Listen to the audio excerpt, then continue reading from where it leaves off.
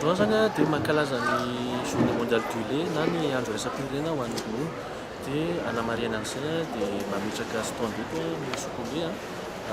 anamariana an'izay zany hoe anakaiky kokoa amin'ny mpanjifa satria ny sokolé dia tsakamotsaka orinasa anankiray miara-miasa amin'ny piompy any amin'ny faritra Antsirabe Vakinankaratra zany dia miara-miasa amin'ny piompy sady manampy ireo piompy ihany koa hamokatra ny ronono dia misy zao zavatra zao vokatra misy ny ronono mandana amin'ny sokolé PDP ny vokatra vokarin'ny sokolé vita avy amin'ny ronono zany izay ronono tiako manamarika fa ronono zato isan-jato vita malagasy. Misy promotion dia karazana promotion tena sao tsy misy promotion? Misy ny promotion izay karakarain'ny sokolé amin'izao dia eo amin'ny vokatra ronono mandana amin'ny sokolé izay fantatsika fa misy sindrana efatra ny ronono mandana amin'ny sokolé dia ny ronono dia amin'ny endriny 1 kilo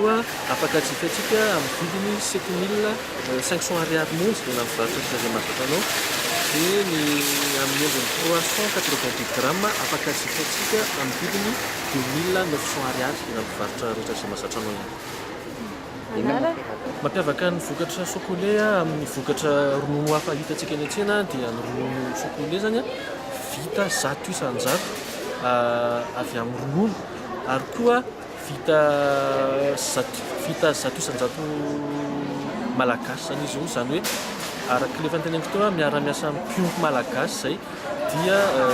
arak'izay zany dia sady mamelona ireo piompy malagasy isika no mamelona ny mpanjifa avy amin'ny ronono zato isan-jato vita malagasy ihany.